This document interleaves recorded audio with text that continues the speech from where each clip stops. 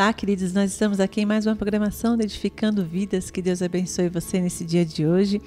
Olha, a palavra do Senhor diz que eu pensei os pensamentos que eu tenho a vosso respeito, pensamentos de paz e não de mal, para dar o fim que desejais. Querido, o Senhor, Ele está de braços abertos esperando você, né? Ele quer mudar a sua vida, quer mudar a sua trajetória, Ele quer fazer algo novo em você, na sua vida, mas é preciso que você abra o seu coração. E então deixa aí essa palavra para que venha edificar você nesse dia de hoje. E que você fique aí, né? Que você fique assistindo essa programação, que eu tenho certeza que vai ser uma bênção para a sua vida. Hoje vai estar aqui a Thais, ela é uma jovem de 19 anos, que nasceu no lar cristão, mas teve, né, que passar por alguns momentos, algumas dificuldades, para entender o verdadeiro amor de Jesus, para entender que o Senhor, né, chamou ela, que o Senhor tem uma história para a vida dela, que o Senhor já havia escrito, né, os dias dela, e ela está vivendo isso, momentos maravilhosos. Então, olha, não saia daí, eu volto já já com muitas bênçãos para você. Você quer ser uma mulher que edifica? Então participe do Retiro de Mulheres. Mulheres segundo o coração de Deus, do dia 14 a 16 de outubro, na Estância Palavra da Vida, em Atibaia, São Paulo. Informações 996-596804. Retiro de Mulheres Vida Nova. Participe e seja uma mulher edificada. Como está o seu coração? Como vai o seu casamento? A felicidade existe. Venha descobrir. Retiro de Casais Vida Nova. Dias 29 e 30 de setembro e 1 e 2 de outubro. No Hotel Monte Real, em Águas de Lindóia, em São Paulo. Informações 3227-8970. Retiro de Casais Vida Nova. 2 corações ligados com o coração de Deus.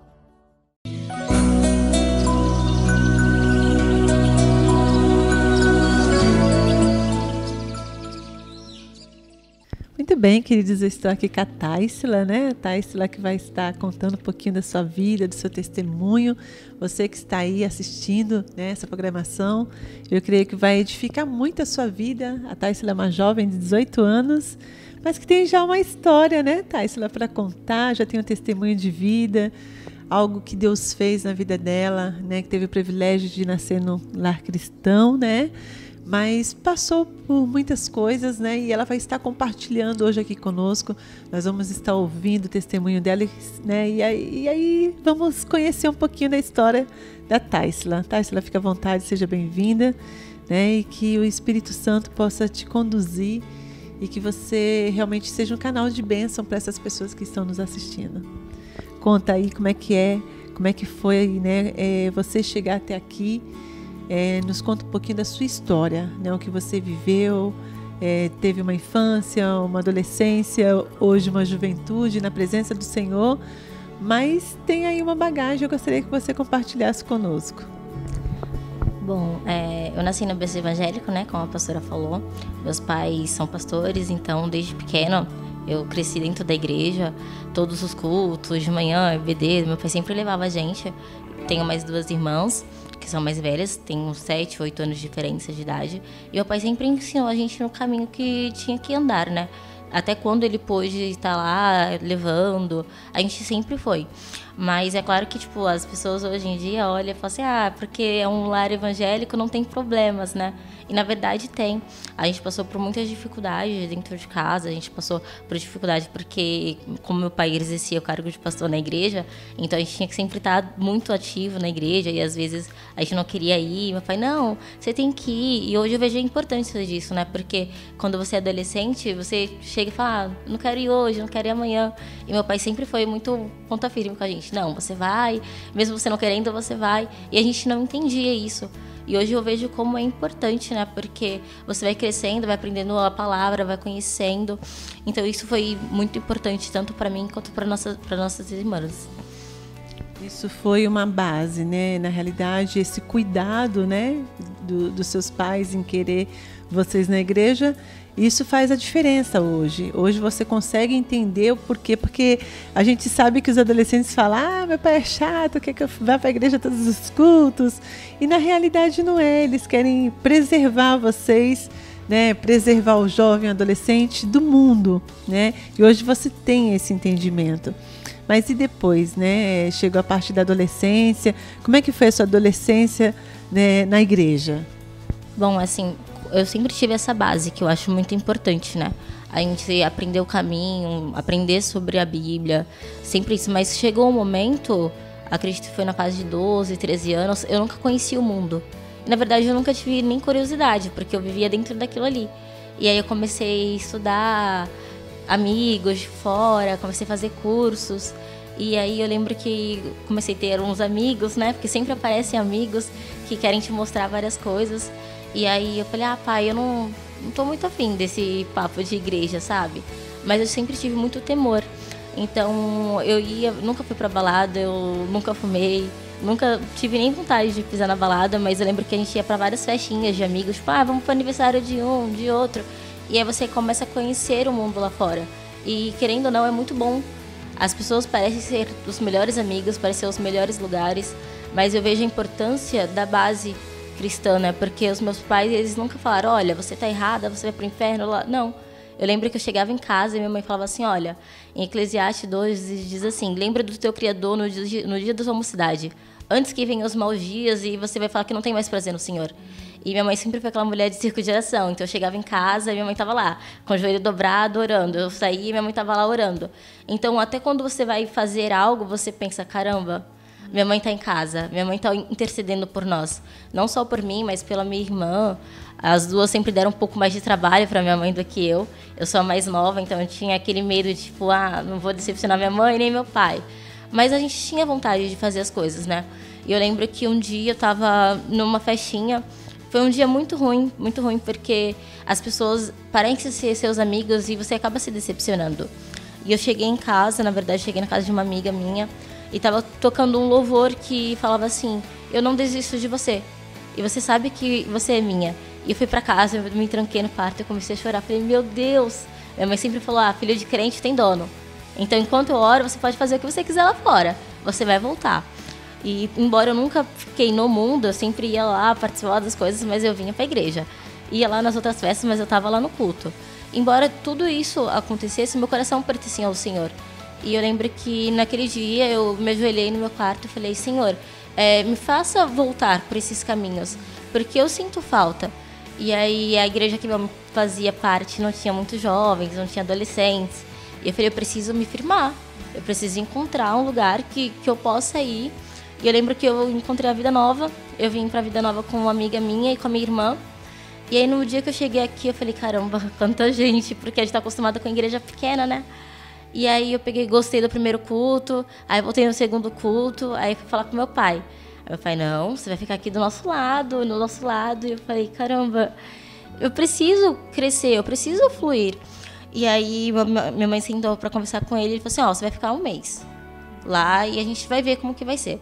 E eu lembro que eu trazia o caderninho para todos os cultos e eu anotava palavra tal, onde estava escrito, tudo. O pastor falava uma coisa e escrevia. Aí chegava em casa: pai, olha o que eu aprendi hoje. Foi assim, assim, assim. Aí ele olhava pra minha cara: tá bom. Aí chegava no outro culto, chegava toda empolgada. Até que chegou um momento que ele viu que isso estava me fazendo muito bem. E ele falou: não tem como eu te prender em um lugar que você está fluindo. E aí ele me liberou. Eu acho isso tão importante de dizer a bênção dos seus pais. Não adianta você estar em um lugar que os seus pais não querem que você esteja. E ele abençoou, minha mãe abençoou. E aí eu comecei a vir. Só que as pessoas têm que entender que só porque você está na igreja não é um mar de rosas.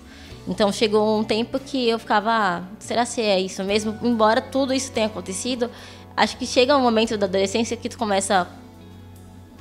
E foi nesse tempo que a Elda e o Diego assumiram a liderança dos adolescentes.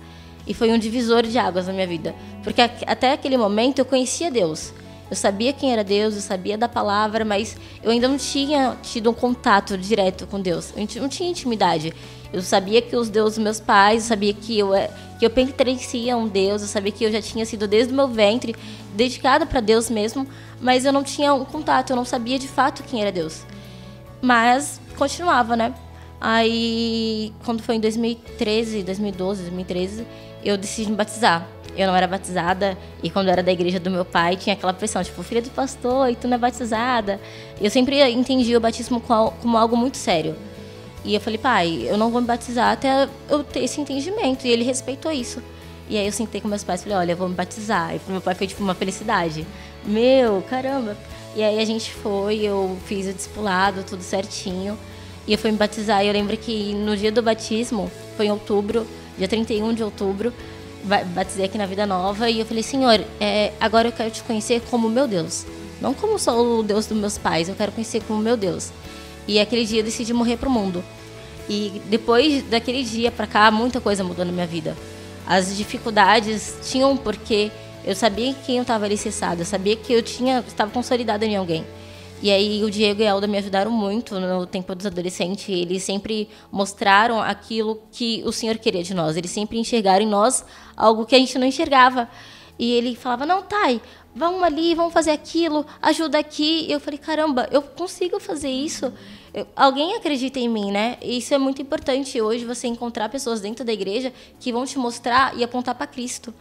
E naquele momento eu comecei a ter a minha intimidade com Deus. Eu comecei a conhecer o meu Deus, a pessoa que eu conversava, que eu caminhava de manhã, de tarde, de noite. É muito diferente de você caminhar com alguém que você só ouve e outra quando você conhece. E aí, daquele dia em diante, foi muito diferente. Todo o meu convívio aqui dentro da igreja, passaram-se 4 anos, estou na Vida Nova, firme. Acredito que a Taysla que era antes não tem mais, porque quando nós estamos em Cristo, todas as coisas se fazem novas. Então, a graça de Deus, onde a graça abundou, né, onde o pecado abundou, superabundou a graça. E essa graça nos alcançou, graças a Deus. E hoje as coisas se fazem diferente. Eu lembro que eu me batizei em outubro. Quando foi em fevereiro do outro ano, eu descobri que eu estava com problema na coluna. Eu tive uns problemas, fui parar no hospital e aí o médico olhou e falou assim, como tu tá conseguindo andar ainda com a coluna desse jeito? Aí a gente foi ver o raio-x e eu fui diagnosticada com escoliose. E eu era nova, uns 15 anos por aí. E eu falei, meu Deus, como assim? E ele falou assim, não, você vai agora direto pro hospital, você vai ter que fazer uma série de tratamentos. E foi o tempo que eu tava entrando na dança dentro da igreja, fazia várias atividades. E ele falou, você vai ter que ter calma agora, vai ter que parar tudo. E aí a primeira consulta, eu descobri que era uma escoliose muito sinistra, que é o nome que é dado mesmo, né? E ele falou assim, você vai ter que operar. E eu fui pra casa chorando, eu e minha mãe. E eu chorava, Senhor, eu não quero operar. E ele falou assim, eu vou te dar 6 meses. E aí, se piorar, você vai voltar e vai operar. E em 6 meses você não pode fazer esforço, você não pode se estressar e um monte de coisa. E eu fui pra casa chorando, eu falei, Senhor, eu creio que o Senhor pode fazer, eu não quero operar. Só que realmente bate um desespero, né? E eu lembro que eu estava dentro do quarto e o Senhor me lembrou a passagem de Mateus 6, 25, que ele fala assim, não se importa com o que você vai comer, com o que você vai beber, com o seu corpo, porque as aves do céu, elas nem semeiam, elas não colhem, mas você é menos importante do que ela? Eu falei, não, amém, Senhor. Mas mesmo assim eu suspendi tudo, fiquei repousando, eu voltei em 6 meses, o médico olhou pra minha cara e falou assim, você não vai operar. Porque não diminuiu nada, não aumentou nada, tá a mesma coisa, você não tem que operar. Falei, caramba. Aí ele falou, mas vou suspender, que a gente vai ter calma, você vai fazer fisioterapia, vai fazer aquilo, outro, e vou te dar mais 6 meses. E depois de 6 meses você volta, senão a gente te opera de novo. Falei, Deus, mais 6 meses. E eu vi que cada vez que eu voltava no médico, era um momento que o Senhor me ensinava a confiar nele. Que todas as coisas vêm dele e voltam para ele. E eu tive que parar a dança, tive que parar várias outras coisas, só que era algo que eu gostava muito de fazer. E o Senhor falou assim, você não confia em mim? E eu te chamei para fazer isso, então faça. E eu lembro que dessa vez, quando eu coloquei a sapatilha e eu fui dançar, eu não senti nenhuma dor. E todas as vezes que eu dançava ou fazia alguma coisa, eu saía sobrecarregada, né? Eu saía com um peso muito grande de dor. E nesse dia eu dancei muito leve, tipo, quando eu saí, parecia que o Senhor estava me conduzindo cada passo. E eu falei, Senhor, o que aconteceu naquele dia? Porque era impossível. E estava marcado para uma semana antes de eu voltar no médico, né? Aí eu voltei, o médico falou assim, você fez algum esforço? Aí eu dancei, não sei o quê. Aí ele falou, eu não vou te operar de novo. Não vou te operar porque não está acontecendo nada. A gravidade do seu problema era para regredir e piorar cada vez mais. Mas eu não sei o que acontece, que toda vez que você volta aqui, sua coluna está intacta. Eu falei, eu sei o que acontece, é Deus. E o tempo foi passando e o Senhor me fez confiar nele, né? Entender definitivamente o que é confiar em Deus. Porque às vezes a gente entrega um problema para Deus e quer pegar de volta. E o Senhor me ensinou que aquilo que a gente lança para os pés dele está com ele. Ele tem um controle. Se ele quisesse ter me operado, ele ia ter me operado. Eu tenho certeza que o Senhor, ele quer curar. Como o pastor sempre fala, né? O Senhor está pronto para curar. Se a gente ter fé, a gente vai ser curado. E eu creio que ainda o meu testemunho vai ser maior quando eu chegar e falar assim, ó, aqui tá a chapa, eu fui curada. Hoje eu não sinto mais dores como eu sentia antes, não tive regressão nenhuma, não precisou colocar nada. Ele falou assim, vamos colocar um colchão ortopédico, uma coisa para a coluna. E o médico falou assim, não precisa. Porque o jeito que a coluna dela tá, a gente não entende. Era para regredir e parou. Ficou parada. Falei, glória a Deus. Taisla, só para terminar, a gente sabe que tem muitos jovens, muitos adolescentes, mães assistindo essa programação, e a gente sabe a importância que tem, né, um testemunho, né, como edifica. Você olhando para a sua família, para os seus pais, né, que foram realmente pessoas chaves, né, na sua vida, são pessoas importantes para você, e a base que você tem hoje, né, graças a eles também, né, você olhando para a sua família, que nunca desistiu de você, que, sabe, deixou você ir, né, e ficou ali orando, que nem você fala, sua mãe, muitas vezes você tinha certeza que a sua mãe estava lá orando, intercedendo por você, né, enquanto você estava talvez pensando em algumas coisas, em curtir a vida, a sua mãe estava ali de joelhos no chão, orando pelas filhas. Isso é muito importante, né? E hoje você olhando para adolescentes, jovens com quem você tem convivido, né? Você acha que tem faltado esse cuidado, né? De pais estarem ali, talvez por falta de entendimento, de conhecimento, e a gente sabe que é uma base muito importante, né? O que você vê em relação a isso? Como a senhora falou, é muito importante você saber de onde você veio, seus pais ensinar, não o caminho, mas no caminho, né? Hoje você vê muitos pais estruturados, os pais que não foram felizes no casamento, e eles passam isso para os filhos. Os meus pais, eles sempre me ensinaram, olha, você vai namorar para casar, você vai construir assim, assim, assim, porque o casamento é um só, é diante disso, daquilo, outro, e você se depara hoje com adolescentes que foram feridos porque os pais não souberam ensinar, ou ensinaram mal. E dá tristeza, porque são pessoas que têm tudo para avançar. A gente vê reis na Bíblia que foram maus, mas seus filhos não foram. Então, nós acreditamos que essas pessoas, se você foi ferido por seu pai, ou se você não teve essa base que hoje, graças a Deus, eu tive, não precisa ficar desesperado, né? Não precisa falar, pra mim não tem jeito. Tem jeito, porque além dos seus pais terrenos, existe um pai celestial que ele cuida de você desde o seu nascimento. Então, mesmo você não tendo essa base, que é de extrema importância, você não pode errar. Hoje a gente vê, assim, graças a Deus, a gente tem uma igreja que ela dá todo o apoio pra gente, tanto na área da família, tanto na área de relacionamento, na área dos adolescentes, dos jovens. E aí a gente se depara com líderes. Hoje eu sempre falo, eu tenho líderes que para mim são pais, que me ensinaram coisas que eu não aprendi. Por mais que eu tenha crescido no lar evangélico, né, pais evangélicos, meus pais, eles não tinham o entendimento que hoje eu tenho. Por mais que eles conhecessem a verdade, eles caminhassem na verdade, ele ainda estava dentro daquela caixinha, sabe? E hoje, quando a gente conversa, a gente tem um papo bem mais aberto, e eu falo como é importante. Às vezes você não tem um pai presente, não tem uma mãe presente, mas existe um líder, existe uma amiga, existe alguém que vai te ensinar isso, o próprio Deus vai te ensinar isso. A base é muito importante para que você não erre lá na frente. Hoje eu tenho um relacionamento e eu falo, nossa, eu quero que o meu relacionamento seja assim, assim, assim, porque eu quero ensinar meus filhos assim, assim, assim, porque eu tive essa base. Mas se eu não tivesse e olhasse para Cristo, eu ia saber que aquele que começou a obra, ele vai ser fiel para terminar. Vai terminar nos meus filhos, nos filhos dos meus filhos. É muito importante essa identidade e paternidade, né? Hoje você vê pessoas que não têm uma paternidade, não sabem quem elas são, porque elas não receberam isso dentro de casa. Mas que nem estava acontecendo no culto esses dias, onde os pastores se dispuseram a abençoar. Se você não foi abençoado pelos seus pais, existem pessoas que podem te abençoar. E por mais que meus pais sempre foram ativos, eu sempre falo, o Diego, a Elda, a Elines, o Renan, o tio Geg, são pessoas que me acolheram como filha. Se eu não contasse alguma coisa para meus pais, eles iam ficar sabendo, eles iam me acolher, eles iam orientar. Às vezes a gente chega na igreja e fala, tá, mas você tem um testemunho bonitinho, não passou pelo que eu passei. E eu sempre tive medo de falar, eu não tenho um testemunho legal porque eu não passei por várias coisas. E o Senhor me ensinou que, graças a Deus, Ele me preservou, né? E as pessoas chegam na igreja e não querem se envolver porque falam, eu não consigo ficar firme. E graças a Deus a gente tem hoje uma juventude, tem hoje uma estrutura muito grande. Se você realmente quiser, você pode participar, você vai ficar agregada com as pessoas, você vai conhecer pessoas que vão te orientar, que vão te ajudar, pais espirituais de verdade, que vão te abençoar e vai ser diferente. A sua geração, a geração dos seus filhos vão se tornar... Que bênção, Társila. Muito obrigado por você, né, ter aceitado vir aqui, contar um pouquinho do seu testemunho.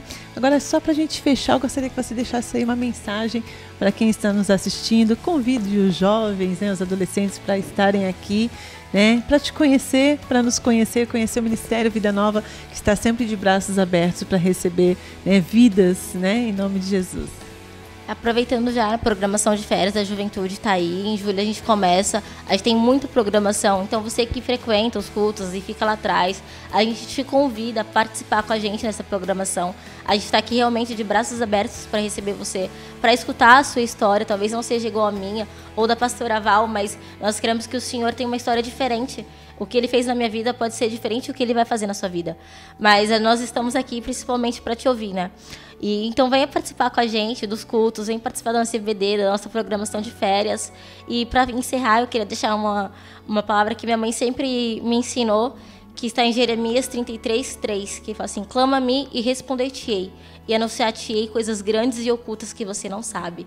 Às vezes a gente chega aqui na igreja, a gente só conhece aquilo, e a gente não costuma falar com Deus, ter intimidade com Deus, clamar por Deus. E a Bíblia é bem clara: se você for até Deus e clamar por Ele, Ele vai te mostrar coisas que estão além do seu entendimento. Aquilo que você não pensou, aquilo que você não falou, não chegou no seu coração, mas está no coração de Deus, Ele tem para revelar para você. Társila, Deus abençoe. Querida, olha, fico aí com o testemunho da Társila, essa jovem linda, né, de 19 anos, que Deus tem feito grandes coisas. E fica aí, olha o convite, você que quer nos conhecer, você que quiser vir até aqui, né, nos cultos, nós estaremos aqui de braços abertos para receber você. Ou se você preferir, vai até a igreja pertinho da sua casa, mas não deixe de dar um passo para Jesus. Assim como Deus, Ele transformou e tem feito grandes coisas na vida dessa jovem, Ele pode fazer na sua vida também. E é isso que Ele quer fazer. Mas basta você abrir o seu coração e deixar Jesus entrar e transformar a sua vida em nome de Jesus. Társila, Deus abençoe, muito obrigado. Nós vamos ficando por aqui, querido. Que Deus abençoe a sua vida em nome de Jesus. Fica aí, assista as nossas programações, estaremos de volta, né? Deus abençoe você. Até a próxima. Tchau, tchau.